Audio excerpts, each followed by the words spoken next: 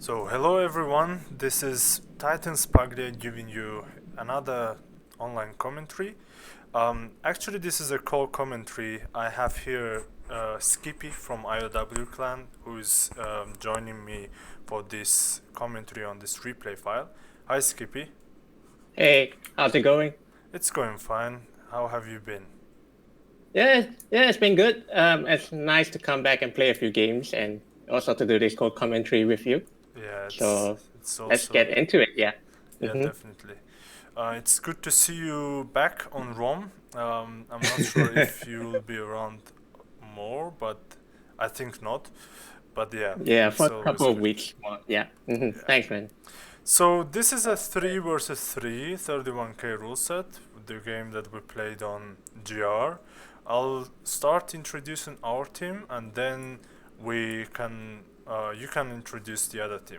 Okay. Okay, sure. Yeah. So on the right, far right flank, we have Ezra, your clanmate from IOW, who is playing with Macedon, and he Ooh, has go Esra. he has Yeah. 4 Christian archers, 3 companions, and 13 royal pikemen. And then in the middle we have Diomedes from the Greek clan, um, who is playing with Macedon again, and he has brought 4 Christian archers and rest royal pikemen, so should be 16 royal pikemen. It is here 9, it's here 7, yeah, 16 royal pikemen. And finally me, playing with Scippy, and I have standard army build with 6 Praetorian and 14 urban cohorts. Do you want to introduce the other team? Yeah, sure. First on the right flank, your direct opponent, we have Hamilcar, who has 15 Sacred Bands, 5 Bellaric Slingers. I think that's pretty standard for Carthage. We have Antiochus or Bubo, who has 2 normal archers, 12 pikes. Now, this is the non-standard part where he has 2 Cappadocian cavalry. He has 2 chariots, 2 chariot archers. And then we have Mad King on the left, who has 14-6. Yeah, 14-6. 14-6 build. Yeah, exactly. So if you're ready, let's hit the start. Let's go. Did you start? Yeah. Okay. So I think it's more or less a balanced matchup. The only thing about this matchup is first the vulnerability of pikemen that Bubo brought against the archer units. So Mm-hmm. they have they have 7 archer units and 2 chariot archers, but apparently we have archers with the longer range. So for them, it's a little bit a disadvantage seeing that thing from that aspect. But still, I think if they benefit the advantage that this matchup give them, I am sure they can also neutralize our archer units.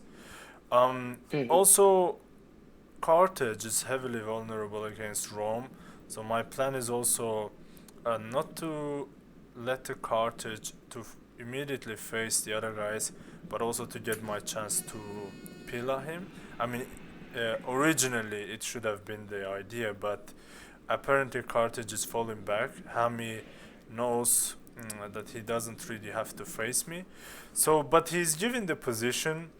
I think that would be better for Bubo to at least fall back so that I wouldn't be deploying heavily on his flank. Um, so yeah, I think what they want is Rome faces Rome, so that's what we can see. Mad King is running towards me, and Carthage fights against one of the pikes, while Bubo also faces another pikes, which is a good idea, and I think this gives them a lot of advantage if the things go this way.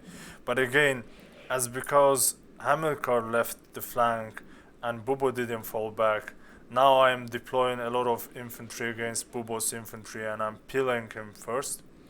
And I'm not Mm-hmm. sure if I will be going for the engagement now, but we'll see.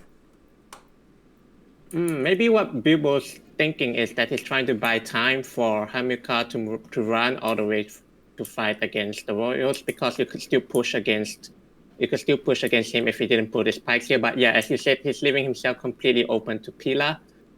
But now we see, but now Hamilcar is gonna get the engagement that he wants, and then Matt King is gonna come. I think it's a good start for you guys, isn't it? Yeah, it's a good start for us, but also, the Bubo didn't pull back, and I didn't do much. I didn't just push against him or do anything, but just all I did was to pilla his infantry in the flank and in the infantry that he engaged against Diomedes. Dio is splitting his army into two. He's accepting the fight with Bubo. Also, is defending against the push of the Carthage. Um, a nice line he has formed there. Will be very tough to for the sacred bands to dig through that, and the three sacred bands won't be that much effective there. Also, Ezra is deploying some more pikes behind the Dio's lines. Also, what we see Dio is doing, he's deploying another half of his infantry behind my another group of urban cohorts, as he's kind of replacing exchanging the infantry with me. As I gave him a couple of infantry, he is also giving me some, which is quite a good idea, because we don't have much cavalry. It's only mine and some of Ezra's, which are busy to kill some archer units on the right flank. So, but also there is a danger if I'm too much isolated.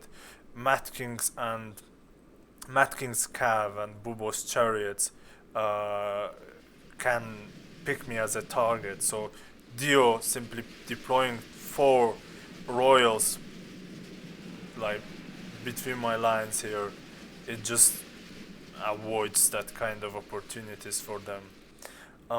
So what else is happening? Bubo is catching one of Ezra's cavalry. Um, Ezra managed to pull that cav back, and he runs with the other two as well. Ezra and Dio, they are, I think they are shooting Bubo pretty bad at this stage. That is the thing for them to go for the engagement. I think for them to go accepting the engagement at this early stage of the battle makes the Pontus pikemen easy target for our archers, while they can't do much. But also a good move Hamil's doing. He's positioning his slingers in a nice spot where he can shoot back behind of Ezra's pikemen too. Yeah, as you mentioned, great support by Dio forming that line. But I also think, like Mad King, his whole army is over there pretty much doing nothing. I think he should have some urbans in Testudo, maybe supporting Carthage, supporting Hamilcar's push over here, because he's alone over here. And I think some Pila and maybe some Testudos would be good support over here.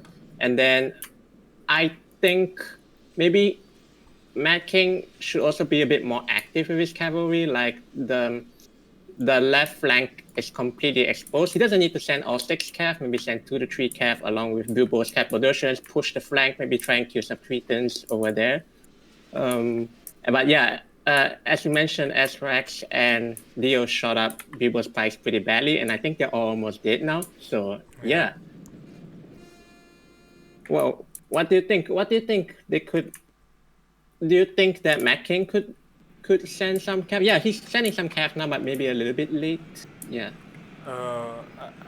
Like now I'm charging against Mad King. Mm-hmm. Do you see that, or are you? Yep.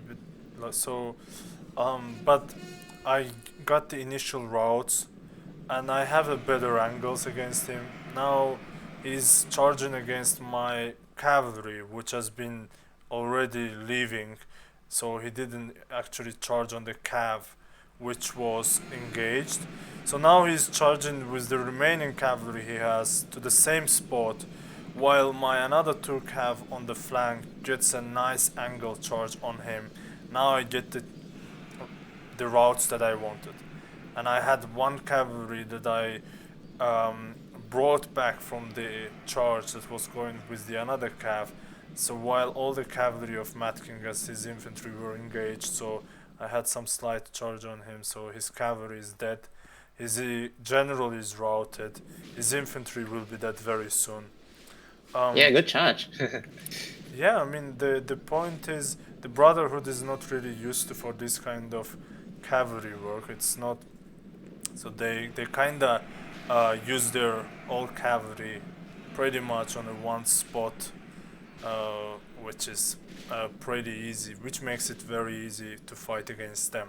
So our left flank from the enemy lines on the left flank of ours is completely destroyed, and Mhm. now as Bubo has all his infantry engaged against Dio's infantry, so it lets me deploy my infantry behind their lines. Also, I can charge against behind his infantry. Hamilcar is seems uh, doing good job against Ezra's pikemen. He has almost it thinks a little bit how do you say that balanced on the far right side of ours. Now I go for the charge. It should be end for the enemy team. Mad King's 2 infantry that he deployed won't be doing much. Yeah, now it's pretty much over. I think the moment you got the route on Mad King, I think that was it. Yeah, he wasn't. I think he should have been more prepared for that. Also, I think as I had Dio's pikemen there protecting my infantry, I was less and less scared of the counter charge he would get, and Matkin didn't have such a support, and Buobo's chariots were not that close, so I saw the opportunity and went for it. So nothing much for the Matkin to do. Um, yeah, I mean that's been pretty short battle, I would say, but Mm-hmm. a good one. I just I think they could have avoided the battle a little bit for our archers to get a little bit more depleted, and then for exchange some arrows, use chariot archers. But yeah, this is the strategy that they chose. So yeah, what do you think? Yeah, it was a good battle. I think like Mad King could have used his urbans better, like maybe put a couple of testudos with Hamilcar as he started to push Macedon. I'm not very sure what Bilbo's intent was actually in the beginning of not pulling back. Maybe as I mentioned in the beginning, maybe he was trying to buy time for Hamilcar to run over to Macedon and to block you, but at the same time he got Pila into his bond shoes. But also, I do understand what the Bubo also thinks. Yeah. If Bubo gets all the pila that I deployed against him from the urbans, then that means Hamilcar won't get any pila thrown against him. And as Hamilcar would only be fighting against a pikeman, so the pikeman wouldn't stand much of a chance against his sacred bands, which were pretty strong. I think he had like two experienced stripes on those sacred bands too, as he didn't have the cavalry. He had only 15 infantry with 5 slingers, which lets him use more money on to upgrade his sacred bands. So as I don't throw pillar on those sacred bands are good in terms of the numbers and they're deadly against the pikemen. The their weakest faction is Pontus, and pretty much Pontus will still hold against pikemen, and as I throw some pillars on those Pontic pikemen, that means also I will get pillared by Mad King, and I won't have pillar in return to exchange with him. So as an idea, I think in the long term it was pretty good. Honestly, that was pretty good.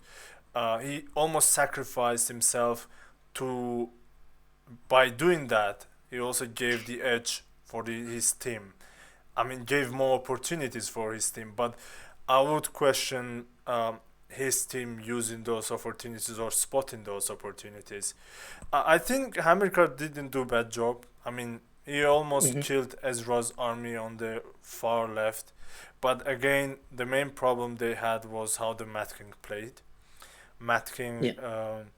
as I didn't have many urbans to throw pillow on him, and at some point I was out of the studio, but he still didn't do much. He was very static with his infantry, and then that's it for them. Yeah, I think he was free, as you mentioned, he was very static. He was free to move his urbans around, move his cavalry around also, and maybe let Bilbo protect him with some pikes also. And I think that would have been better for them, as Yeah. you mentioned. Yeah. Yeah, that's Yeah. GG. A good game to everyone. Well played, everyone. And thanks, Skippy, for doing this call commentary with me. Um, we will definitely do some more. And Yeah. Thank you. Thank you for having me. yeah, of course, man, my pleasure. And Mm. I hope everybody who watched the game enjoyed it. And I hope to see you guys very soon. Bye bye. See ya.